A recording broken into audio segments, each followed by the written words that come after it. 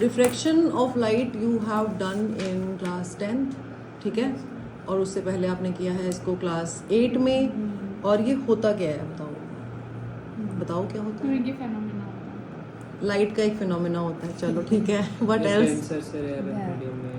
Light जो है वो ट्रेवल करती है एक मीडियम से दूसरे मीडियम में। रेक्टेंगुलर प्रिज्म में भी, हाँ, तो अपने पाथ से डेविएट हो जाती है, ठीक है।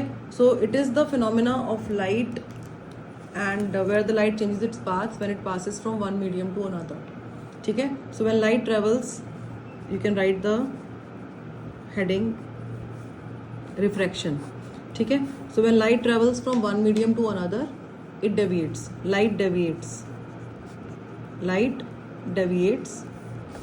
when it travels from one medium to another, ठीक है। मैं शॉर्ट में लिख रही हूँ, आपको जो हैंडआउट्स मिलेंगे उसमें you will find the complete definition of refraction of light, ठीक है। So it is the phenomena of change in the path of light when it goes from one medium to another with different optical density. तो refraction में क्या होता है कि suppose आपकी ये एक रेयर मीडियम होता है और एक डेंसर मीडियम होता है, राइट। तो रेयर मीडियम को फॉर एग्जाम्पल हम एयर ले लेते हैं और डेंसर मीडियम को वाटर ले लेते हैं। तो जब लाइट ट्रेवल करेगी एयर से वाटर में, तब क्या होगा, ठीक है। सबसे पहले तो लाइट रे इंसिडेंट हुई, ये आपका मीडियम ऑफ सेपरेशन है, सेपरेशन लाइन है ये, ठीक है। तो जब लाइट रे इंसिडेंट हुई तो ये क्या है, हमारी इंसिडेंट रे है। और the point where the light strikes this surface is the point of incidence. Point of incidence, beta. And point of incidence से we draw a normal like this. ठीक है? Because light is traveling from rarer to denser medium, so path of the light ray will change and light will bend towards normal. तो light रे जैसे सीधी जानी चाहिए थी ना, जानी कैसे चाहिए थी, ऐसे जानी चाहिए थी।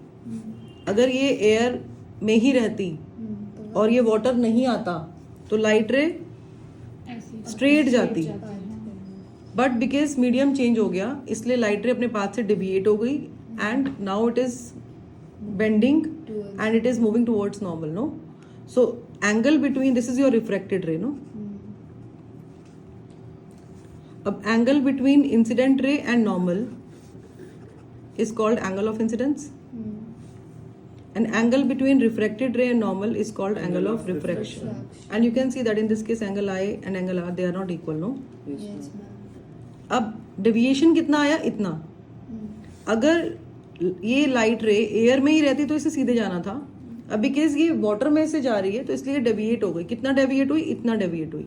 कितने एंगल पे डेविएट हुई, डेल्टा एंगल पे डेविएट हुई, del angle. This is angle of deviation. ये क्या है आपका एंगल ऑफ डेविएशन। अच्छा, अगर हम यहाँ पे वर्टिकली अपोजिट एंगल्स वाला कॉन्सेप्ट लगाते हैं तो you can see the two lines, no, the dotted lines and this solid and dotted, so they form vertically opposite angles together, no? So we can say that angle I is equal to R plus angle of deviation, or we can say angle of deviation is I minus R here, no? In this particular case, when the light travels from rarer to a denser medium. So this is refraction. Here refraction is taking place. Light deviate कर रही है अपने path से जब वो एक medium से दूसरे मीडियम में ट्रेवल करती है, because both the medium have different optical density. So here we talk about optical density, not mass density. Mass density हम नहीं देखते हैं, बट यूजुअली क्या होता है, जिसकी मास डेंसिटी ज़्यादा होती है उसकी ऑप्टिकल डेंसिटी भी ज़्यादा होती है, but there are exceptions also. Exceptions you have read in class 10th, ठीक है। Similarly let's take another case when light travels from a denser to a rare medium. So now we have denser medium here and rare medium here, ठीक है। तो denser medium आप कुछ भी ले सकते हो, as we have taken earlier from air to water, now we can take from water to air. तो light is travelling from water to air. तो इनिशियली जब लाइट रे इंसिडेंट होगी तो ऐसे इंसिडेंट होगी, this is the incident ray, this is the incident ray and the ray strikes the surface, no medium of separation here at this point. So this is the point of incidence, and at the point of incidence we draw a normal like this. Let the normal be n dash. Angle between normal and incident ray is called angle of incidence. Now because light is traveling from a denser to a rarer medium, so it bends away from normal. It bends away from normal, मतलब angle r आपका greater आएगा, ठीक है, angle r आपका greater आएगा। और because rare medium है, तो रेयर मीडियम में क्या होता है, लाइट रे बेंड्स अवे फ्रॉम नॉर्मल, ठीक है, कोई डाउट? नहीं। सेम चीज यहाँ अप्लाई करो कि अगर ये मीडियम चेंज नहीं होता तो लाइट रे कैसे जाती, अपनी बात पे। ऐसे जाती। मीडियम चेंज नहीं होता तो लाइट रे कैसे जाती, अपने पाथ पे जाती, तो है ना, ऐसे जानी थी लाइट रे। लेकिन अब क्या हो गया, मीडियम चेंज। मीडियम चेंज होने से लाइट रे कहाँ जा रही है, ऐसे। तो कितना डेविएट की अपने पाथ से, एंगल ऑफ डेविएशन। ये देखो ऐसे जानी थी ना, तो ये तो हमारा बनता था, जो हम चाहते थे वो ये था, क्योंकि लाइट रे सीधी जानी चाहिए थी, लेकिन अब डेविएट कर गई थोड़ा सा इतने एंगल पे। किस पे कर रही है, क्या चीज, हम किस सरफेस पे कर रही है रिफ्रैक्शन, मतलब किस सरफेस पे? ये एयर टू वाटर लाइट जा रही है, जैसे आप you can see through water no, या वाटर से एयर जा रही है। अगर आप स्विमिंग पूल में हो, जैसे यहाँ पे आपका एयर टू वाटर जा रही है, यहाँ पे आपकी वाटर टू एयर जा रही है।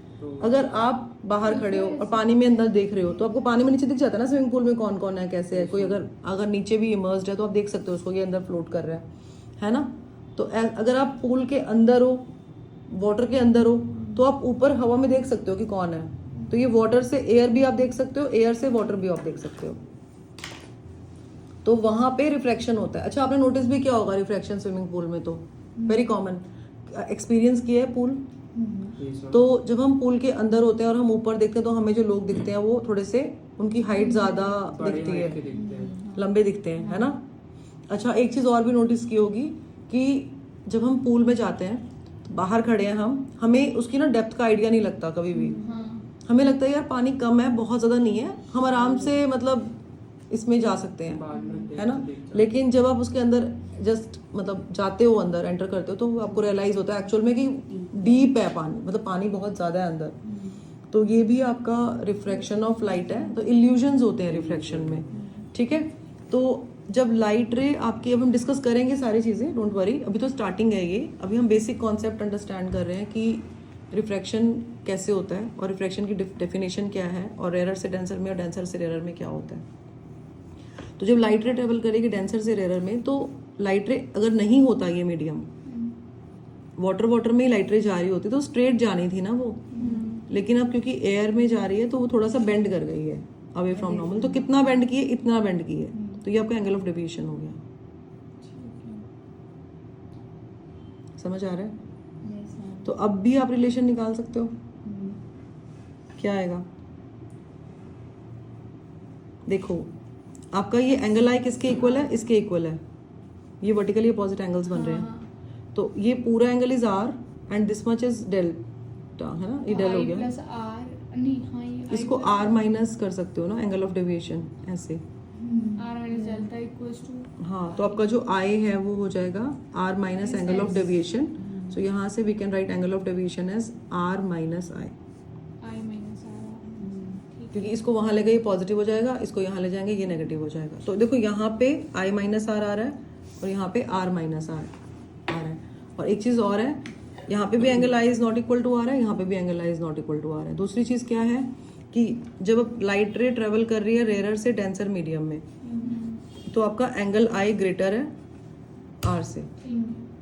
और जब लाइट रे ट्रेवल कर रही है डेंसर से रेयर मीडियम में, तो आपका angle i smaller than angle. यहाँ पे angle I is greater than angle r, यहाँ पे angle I is smaller than angle r. ठीक है, write the heading cause of refraction. अच्छा, अब ये जो लाइट रे बेंड हो रही है ना, कभी टुवर्ड्स नॉर्मल कभी अवे फ्रॉम नॉर्मल, तो इसका रीजन क्या है, कॉज क्या है रिफ्रैक्शन ऑफ लाइट का? लाइट रे बेंड क्यों होती है? चेंज इन स्पीड और मीडियम एंड हाँ, so when light travels from one medium to another, speed of light changes. Speed of light changes when it travels from one medium to another. Hence it deviates from its path. Ma'am denser कितना है उसके हिसाब से भी deviation. हाँ, उतनी speed कम हो जाएगी ना जितना डेंसर होगा। It deviate from path. No need to write everything. Speed of light changes, just write this only as I have written, because you will get the handouts and in handouts you will find everything. Okay ma'am, Let's not waste our time, है ना? Just write the keywords. Okay. तो speed of light changes, तो light की speed change होती है, इसलिए reflection होता है। अब जब हम लाइट की बात करते हैं तो there are 3 quantities that we discuss. एक तो हम डिस्कस करते हैं स्पीड, ठीक है, एक हम डिस्कस करते हैं उसकी वेवलेंथ, और एक हम डिस्कस करते हैं उसकी फ्रीक्वेंसी, ठीक है। स्पीड, वेवलेंथ एंड फ्रीक्वेंसी, और we know how they are related. v is equal to nu lambda होता है, ये भी हमें पता है कि जो स्पीड है फ्रीक्वेंसी और वेवलेंथ को मल्टीप्लाई करोगे तो स्पीड आ जाती है। जब आपकी लाइट रिफ्लेक्ट करती है, मतलब जब रिफ्लेक्शन होता है, तो रिफ्लेक्शन में क्या होता है कि जैसे मिरर या कोई भी आपने ऑब्स्टिकल जैसा कुछ ले लिया, हार्ड सरफेस, और जब लाइट रे उस पर इंसिडेंट होगी तो वो रिफ्लेक्ट हो जाएगी ऐसे, है ना। तो नॉर्मल हम ड्रॉ करते हैं angle I is equal to angle r होता है। तब उस केस में आपका वेलोसिटी, स्पीड, वेवलेंथ और फ्रीक्वेंसी तीनों आपके सेम रहेंगे, रिमेन्स द सेम। इसमें कोई चेंज नहीं आएगा, ना तो वेवलेंथ चेंज होती है, ना फ्रीक्वेंसी चेंज होती है, और ना ही स्पीड चेंज होती है लाइट की, बिकॉज लाइट सेम मीडियम में ट्रेवल कर रही है। बट जब लाइट रिफ्रैक्ट होती है, रिफ्रैक्शन में क्या होता है, light travels from one medium to another and its path changes like this, no. Yes, ma'am. तो उस केस में आपका या तो एंगल आई बड़ा होगा आर से या छोटा होगा, मतलब इक्वल नहीं होंगे।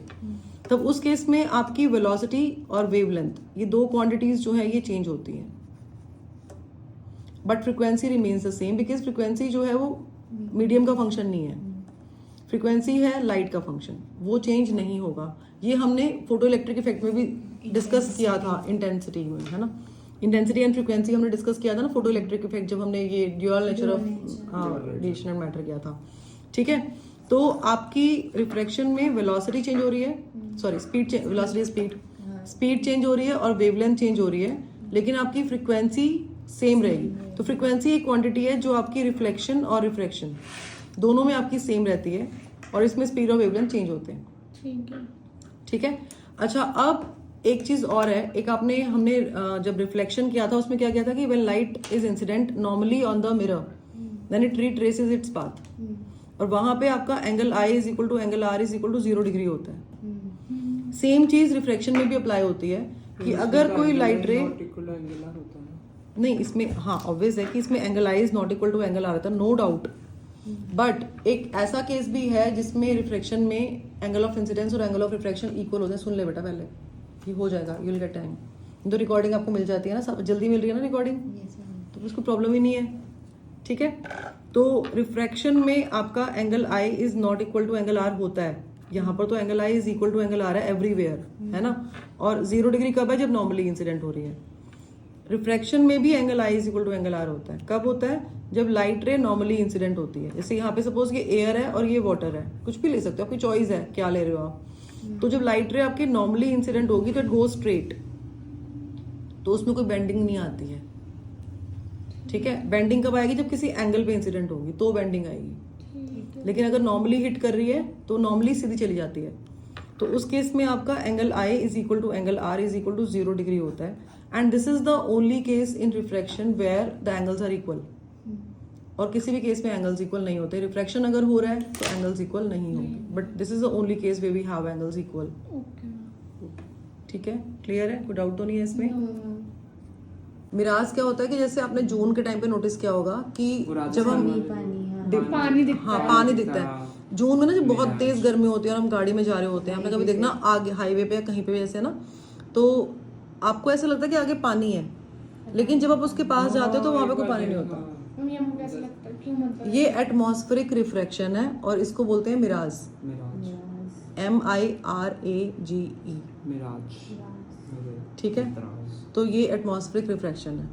तो अब ऐसे ही रिफ्रैक्शन के बहुत सारे एक्सपीरियंसेस हैं डेली लाइफ के, मतलब इतने एक्सपीरियंसेस की मतलब इट्स अ लॉन्ग लिस्ट, ठीक है।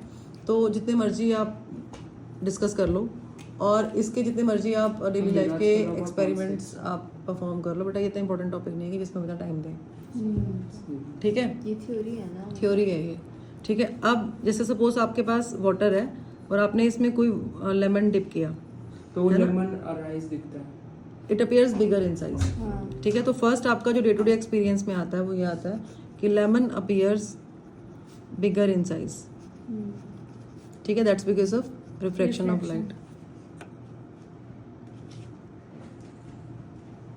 अच्छा, इसके बाद एक सेकंड एक्टिविटी है, एक्टिविटीज ये वाली हमने क्लास में ही परफॉर्म की हुई है।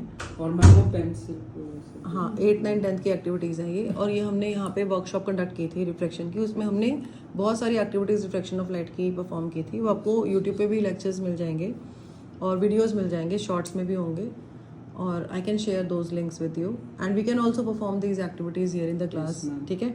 So lemon appears bigger in size because of reflection of light.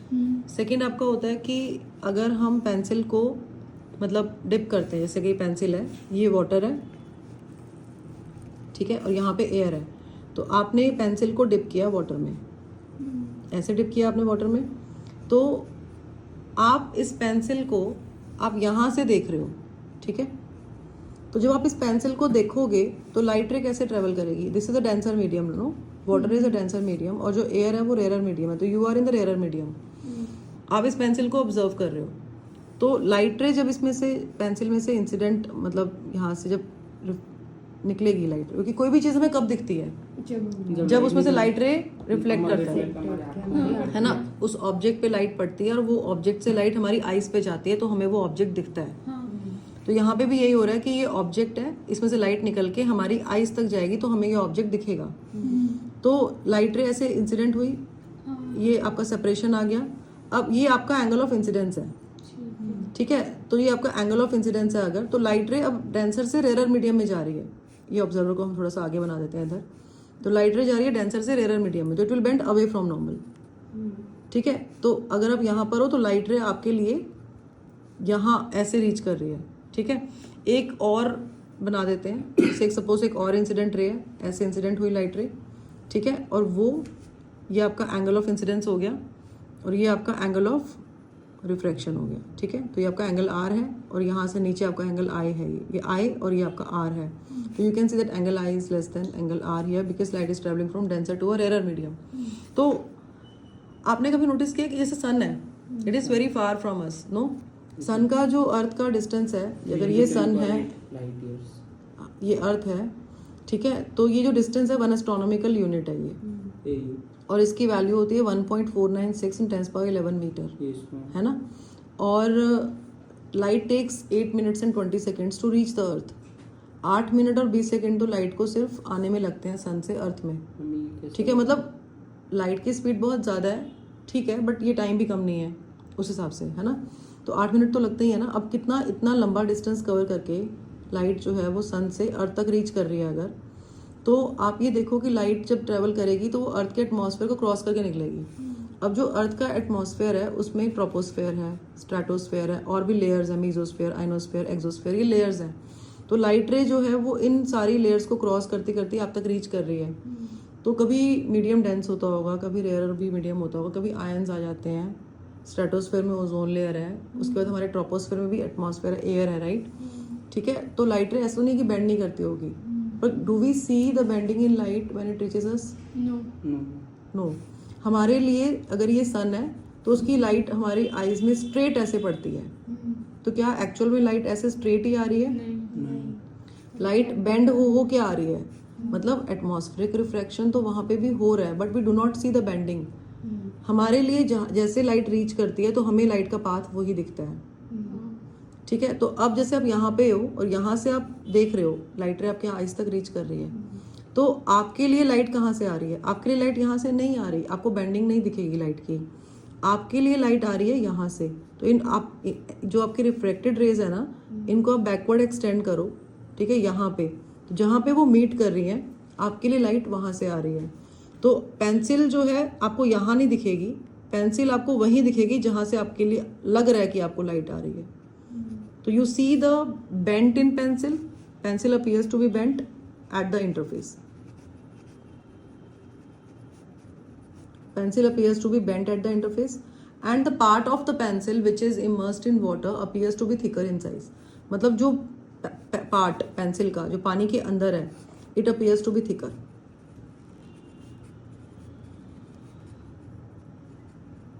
ठीक है, that's because of refraction of light. So this is one example of refraction that we observe, ठीक है। and second is the same thing that we had discussed earlier, swimming pool वाला।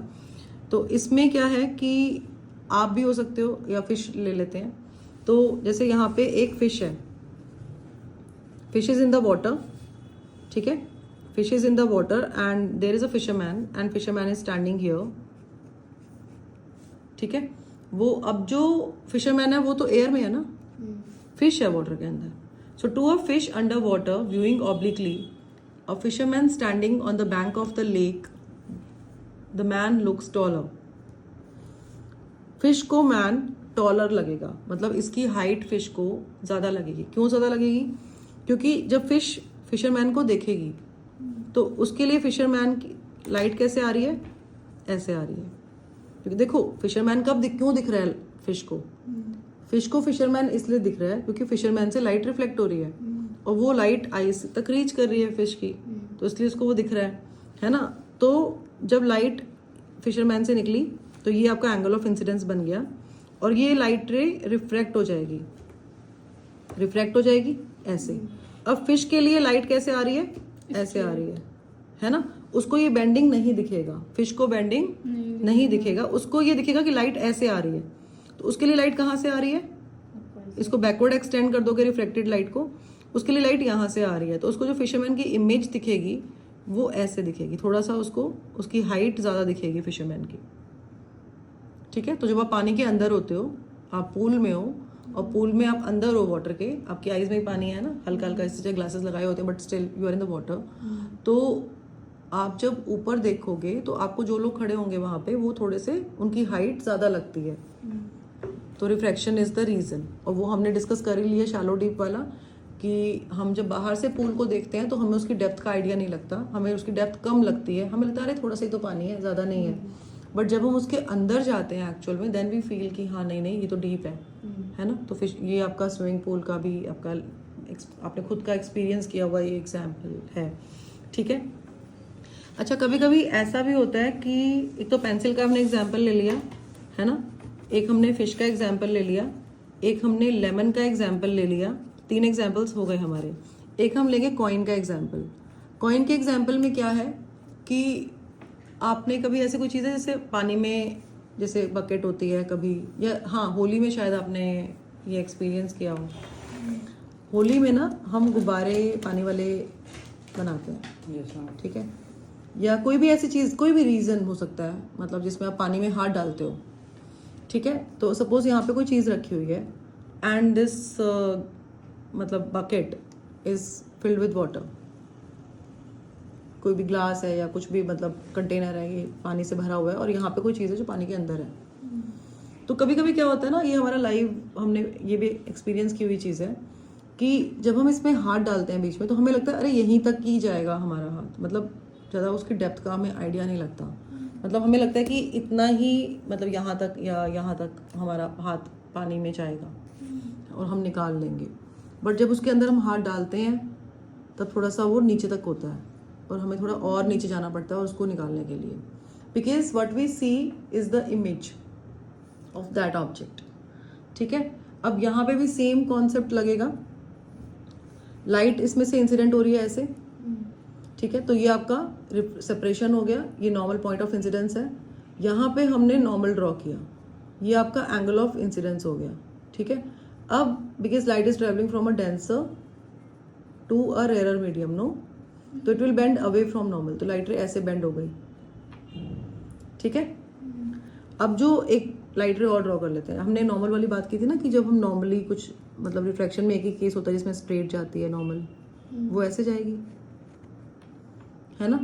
तो अब ये एक reflected light ये हो गई आपकी नॉर्मल वाली और एक रिफ्लेक्टेड लाइट आपकी एंगल वाली हो गई. तो जब इन दोनों रिफ्लेक्टेड लाइट को हम बैकवर्ड एक्सटेंड करेंगे तो they will meet at this point. So will हमारे लिए जो ऑब्जेक्ट है वो यहाँ पे है. ठीक है. हमें लगेगा ज़्यादा डीप नहीं है, थोड़ा ही डीप है. ठीक है. लेकिन एक्चुअल में वो आपका ज़्यादा डीप होता है. ठीक है. तो ये अपरेंट डेप्थ और रियल डेप्थ का कॉन्सेप्ट यहाँ से आपका डेवलप हो जाता है. और अपरेंट डेप्थ और रियल डेप्थ हमारे सिलेबस में है and we are going to discuss this in detail, but अभी नहीं करेंगे, बाद में करेंगे हम इसको. Real depth is the actual depth. कितना एक्चुअल में कितना नीचे है वो, that is the real depth. Apparent मतलब जो हमें दिखने में लग रहा है, जो अपीयर हो रहा है. तो अपरेंट डेप्थ इज मतलब होता है कि जो हमें अपीयर हो रहा है, इल्यूजन, जो रियल नहीं है. Something which is not real is apparent. ठीक है. तो अपरेंट डेप्थ और रियल डेप्थ हमारे सिलेबस में इसके बेस्ड न्यूमेरिकल प्रॉब्लम्स भी आते हैं एग्जाम में, और ये टॉपिक हम बाद में उठाएंगे वापस से, ठीक है। अभी के लिए हम भी किस reflection in day to day experiences कर रहे हैं, तो इसमें हम बेसिक एग्जाम्पल की तरह इसको ले रहे हैं, ठीक है। क्लियर है ये, इसमें कोई डाउट तो नहीं है? Refractive index, right the heading. देखो, इंडेक्स का मतलब होता है नंबर, है ना। जैसे इंडेक्स का प्लूरल अगर आप देखोगे, इंडेसेस लिखते हैं ना हम, इंडेक्स, इंडेसेस, तो ये नंबर होता है। रिफ्रैक्टिव इंडेक्स मतलब आपको ना अंडरस्टैंड करना है उसका टर्म को देख के, कॉन्सेप्ट को। तो रिफ्रैक्टिव इंडेक्स लिखा हुआ है यहाँ पे, मतलब जो रिफ्रैक्शन होता है जब लाइट बेंड होती है, तो उसको हमने एक नंबर असाइन कर दिया। जैसे अब नंबर हम किस बेसिस पे असाइन करेंगे कि वो कितना बेंड हो रहा है। जिसकी बेंडिंग ज्यादा उसका बड़ा नंबर, जिसकी बेंडिंग कम उसका छोटा number. For example let's consider a situation, अगर लाइट आपकी, अभी तक हम एयर वाटर ही कर रहे हैं, तो let's take air water again, ठीक है। तो एयर से वाटर में बेंड होती है अगर, तो ये आपका एंगल ऑफ इंसिडेंस हो गया, ठीक है, और ये आपका एंगल ऑफ रिफ्लेक्शन, तो एंगल आपका ऐसे रिफ्लेक्ट हो रही है, ठीक है। सेम लाइट अगर आपकी हनी में बेंड होती है, सेम एंगल वाली, सेम एंगल ऑफ इंसिडेंस पे अगर लाइट आपकी हनी में बेंड होती है, तो अब उस केस में आपको क्या लगता है कि इतना ही रिफ्लेक्ट करेगी या इससे ज्यादा भी रिफ्लेक्ट कर सकती है? क्यों ज्यादा क्यों करेगी भाई? Honey is more denser water. Okay, तो चलो आपकी बात मान लेते हैं, तो हनी, इसमें लाइट ज्यादा बेंड करेगी। इसका मतलब इसकी मीडियम की बेंडिंग एबिलिटी ग्रेटर है, और वाटर की bending ability as compare to honey कम है ना। तो जो रिफ्रैक्टिव इंडेक्स होता है किसी भी मीडियम का, it gives the indication of light bending ability of that medium.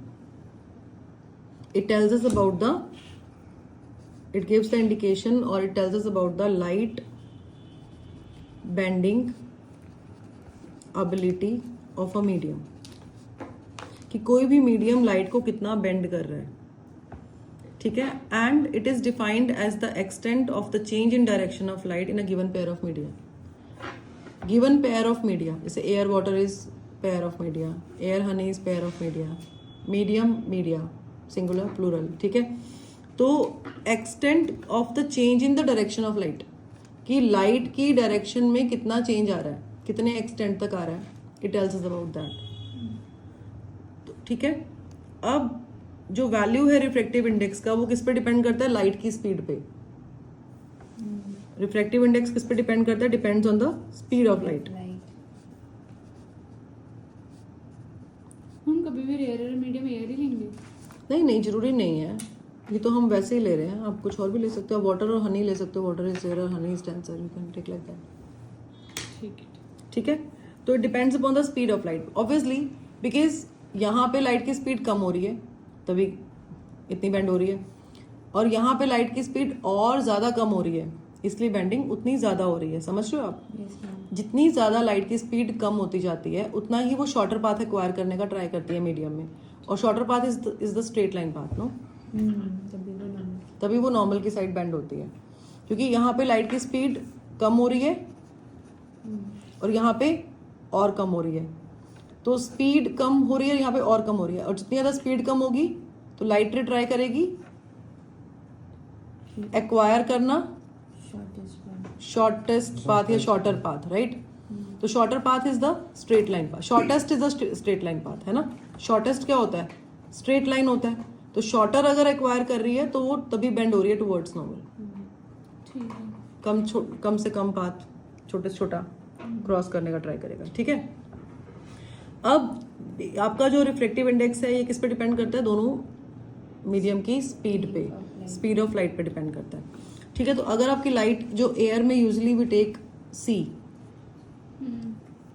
हम सी को डिनोट करते हैं स्पीड ऑफ लाइट, है ना, और सी की वैल्यू क्या होती है? 3 × 10 पर 8, 3 × 10⁸ मीटर पर सेकेंड, ठीक है। तो this is the speed of light in air और वैक्यूम वी टेक। होती तो ये वैक्यूम के लिए है, बट हम एयर में भी नियरली इक्वल टू यही ले लेते हैं, मान लेते हैं, ठीक है। अब वाटर में लाइट की स्पीड कम है, राइट। तो वाटर में जो लाइट की स्पीड है उसको हम ले लेते हैं v, चेंज हो गई ना speed, and c is greater than v,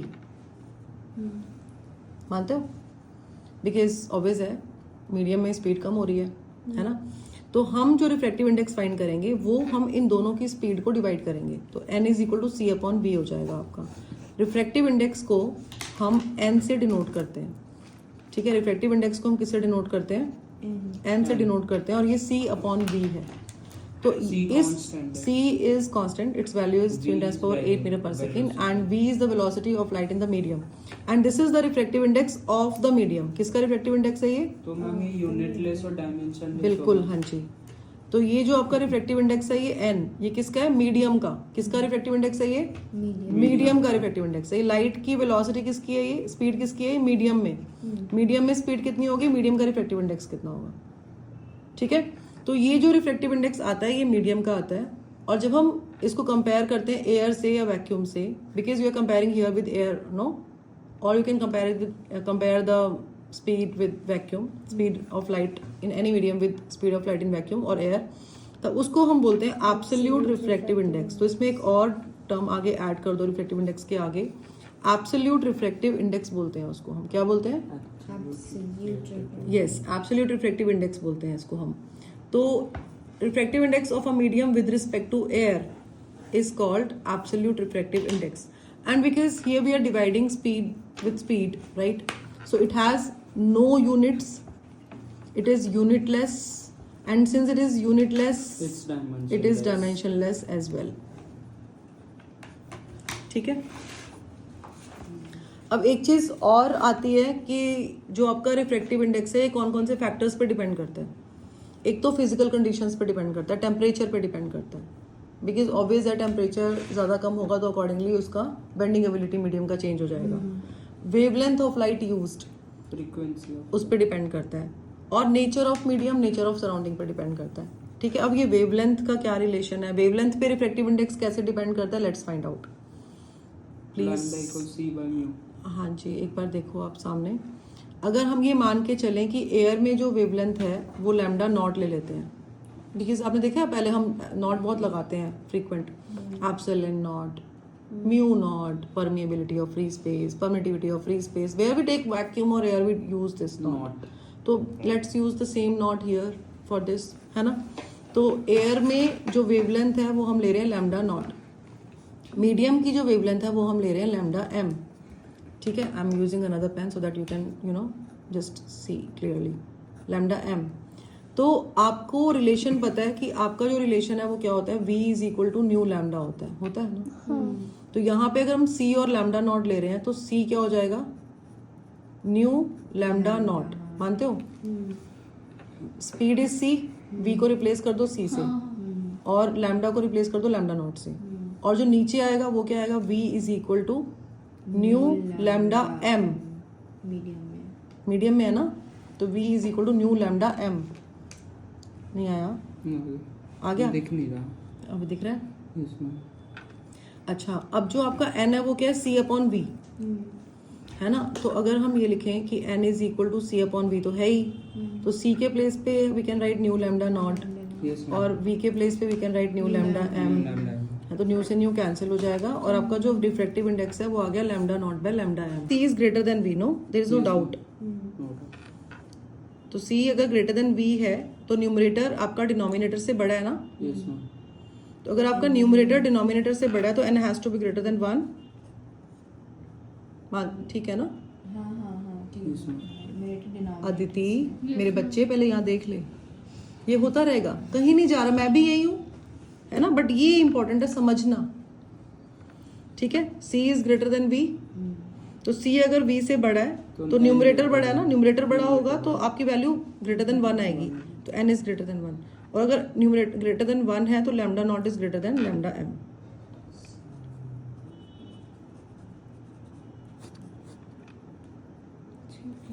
ठीक है. नेक्स्ट है आपका इसमें topic relative refractive index.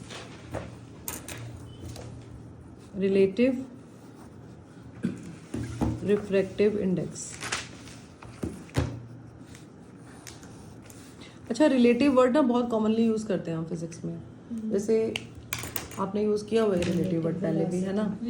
Relative motion, motion भी हम कहते हैं कि रिलेटिव होता है ना.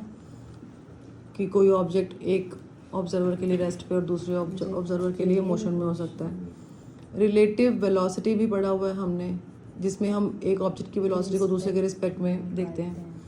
एक हमने और पढ़ा है relative density.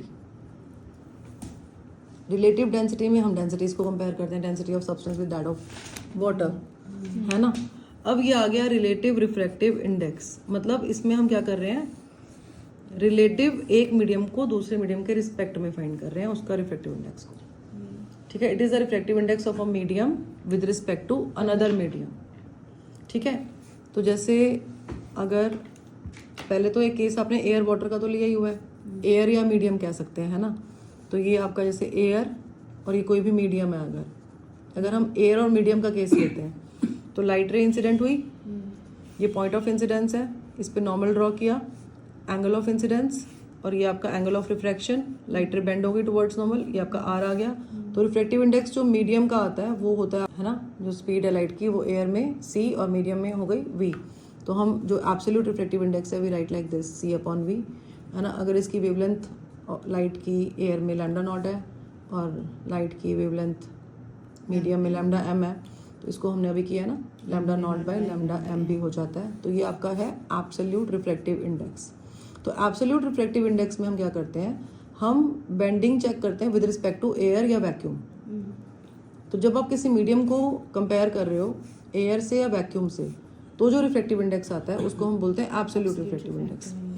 Relative refractive index में जरूरी नहीं है कि वो एयर ही हो, तो इसमें हम वन मीडियम का अनदर मीडियम से कंपेयर करते हैं, ठीक है। एक मीडियम का दूसरे मीडियम से कंपेयर करते हैं। कैसे कंपेयर करते हैं कि सपोज जैसे आपका ये मीडियम 1 है, I am writing MD for medium, ठीक है।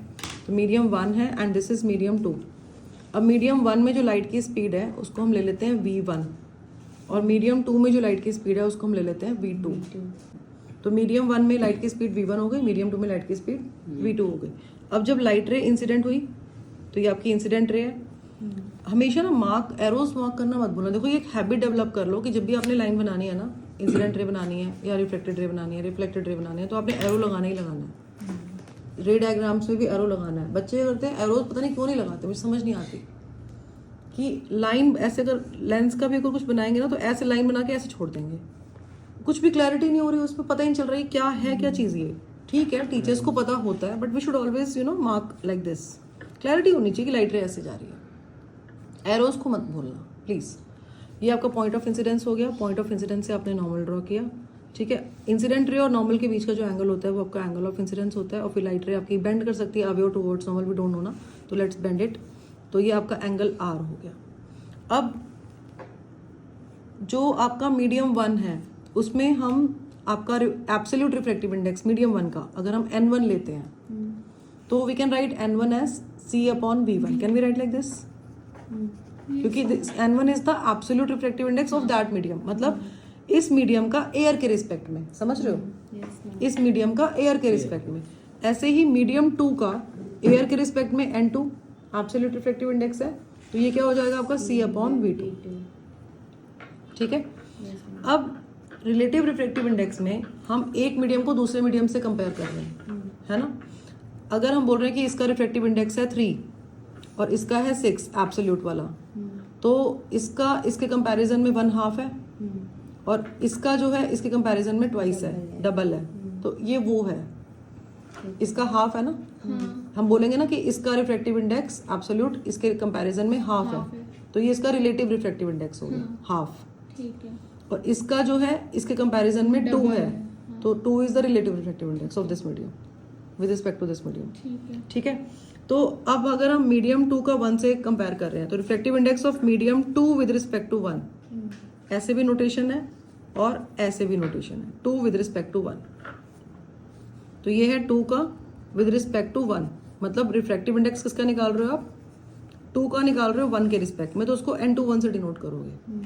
तो 2 का अगर 1 के रिस्पेक्ट में निकाल रहे हो तो आप absolute refractive index 2 divided by absolute refractive index 1 ऐसे डिवाइड कर सकते हो, है ना।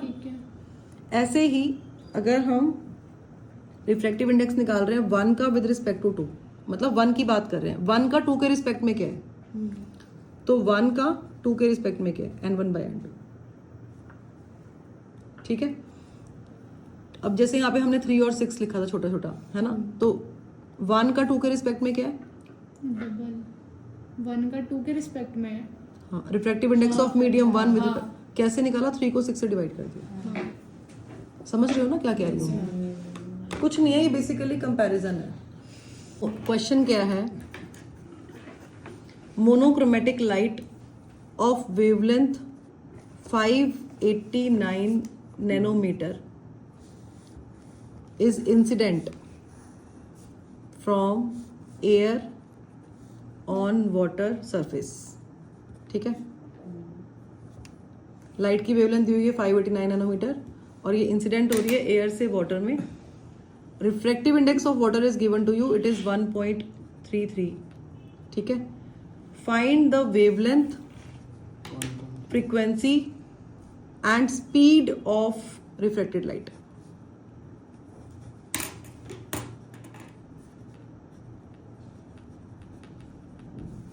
ये फाइंड करना है आपको।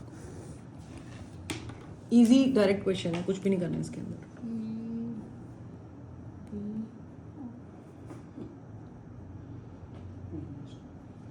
तो हम एक काम करते हैं ना, इसको लैम्डा नॉट लिख लेते हैं। ये एयर का है ना, उसको लैम्डा ही रहने दो, कोई फर्क नहीं पड़ता। तो आपको जो रिफ्लेक्टिव इंडेक्स होता है आपका, वो क्या होता है? Lambda not by lambda m. तो एम नहीं है, सिर्फ लैम्डा भी लिख सकते हो, आपकी चॉइस है, नोटेशन है। ठीक है, तो यहाँ से you can find lambda. So lambda is equal to lambda not divided by n. Lambda not जो आपको दिया हुआ है वो 589 नैनोमीटर दिया हुआ है। हम 4.3 into 10⁻7 मीटर्स आ रहे हैं। यहाँ पे लैम्डा एम नहीं होगा? हाँ जी, यहाँ पे लैम्डा एम नहीं होगा? Lambda not by lambda m है ना बेटा। हाँ, तो मैम आपने लैम्डा नॉट बाय लैम्डा लिया। तो कोई बात नहीं, मैं आप लैम्डा एम लिख लो, यहाँ पे एम लगा दो, आपकी चॉइस है। मीडियम का है ना लैम्डा एम, तो मीडियम के लिए मैंने लैम्डा ले लिया, सिंपल। हाँ, आपको लैम्डा एम की हैबिट है तो you can denote it by lambda m. ठीक है, तो lambda is lambda not by n. अब ये नैनोमीटर में है ना, जरूरी नहीं है कि हमने इसको कन्वर्ट करना है। क्यों? नहीं भी करोगे तो you will get your wavelength in nanometre. समझ रहे हो? देखो, रिफ्रैक्टिव इंडेक्स की तो कोई यूनिट होती ही नहीं है जो हमने ऐसा यूनिट में कन्वर्ट करना है। ये तो यूनिट लेस है। अगर ऊपर वाला नैनोमीटर में है भी तो क्या हो गया? वेवलेंथ नैनोमीटर में आ जाएगी। जब आप इसको डिवाइड करोगे then you will get 442.85 nanometre. एक काम हो गया, फर्स्ट पार्ट डन। ठीक है, वेवलेंथ आ गई, देख लेते हैं अभी। हाँ, ठीक लग रहा है। अच्छा, अब सेकंड आपको क्या फाइंड करनी है इसमें? फ्रीक्वेंसी। अच्छा, फ्रीक्वेंसी का क्या है कि स्पीड बोला था। नहीं, फ्रीक्वेंसी एंड स्पीड तीनों चीजें फाइंड करनी है। मैं यहाँ पे लिख दूँ, चलेगा? फ्रीक्वेंसी। ठीक है, ऐसे कर देते हैं, है ना, यहाँ पे से लाइन बना देते हैं और यहाँ पे फर्स्ट पार्ट तो हो ही गया। I am writing second part here. Frequency आपकी सेम रहती है रिफ्रैक्शन ऑफ लाइट में। जब लाइट रिफ्रैक्ट होती है तो फ्रीक्वेंसी में चेंज नहीं होता, है ना। अगर यहाँ पे न्यू है और यहाँ पे भी न्यू ही रहेगी फिर, है ना। तो यहाँ पे अगर न्यू नॉट भी ले रहे हो तो nu not is equal to nu कर सकते हो। तो न्यू नॉट से निकाल सकते हैं हम सी अपॉन लैम्डा नॉट। तो speed of light in air is 3 × 10⁸। हम म्यू को सी बाय लैम्डा भी कह सकते हैं ना। लैम्डा तो हमने निकाला था पहले पार्ट में, वेवलेंथ। हाँ हाँ, वो भी, बट आपको स्पीड नहीं पता ना रिफ्लेक्टेड लाइट की क्या है। यहाँ पर तो आपको स्पीड पता है एयर में, लेकिन मीडियम में नहीं पता ना, तो इसलिए हम एयर वाला ही यूज कर रहे हैं। अब यहाँ पे ना आपको कन्वर्जन करना पड़ेगा नैनोमीटर में कन्वर्ट। क्यों? यहाँ पे स्पीड से डिवाइड है तो मीटर, क्योंकि वो 10⁸ में तो वैल्यू भी दी हुई है। मीटर हाँ। मीटर कट जाएगा क्योंकि ये आपका मतलब नैनोमीटर में है ना, उसको मीटर में कन्वर्ट अब करना पड़ेगा। क्यों करना पड़ेगा?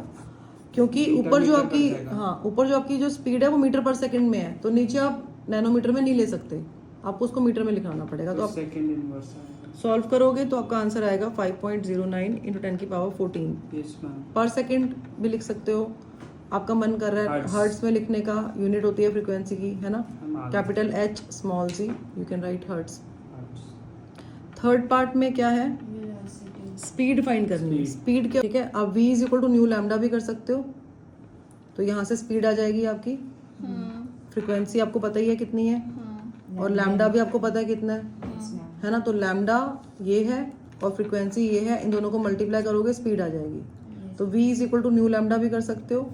n is equal to c by v जो फॉर्मूला होता है आपका, वहाँ से भी आप v निकाल सकते हो, c बाई n हो जाएगा। तो c की वैल्यू 3 × 10⁸ है, n की वैल्यू आपकी 1.33 है, जब आप इसको सॉल्व करोगे then you will get 2.25 into 10⁸ metre पर सेकेंड। ये आपकी आ गई speed of light in medium. ठीक है, वाटर में लाइट की स्पीड इतनी है।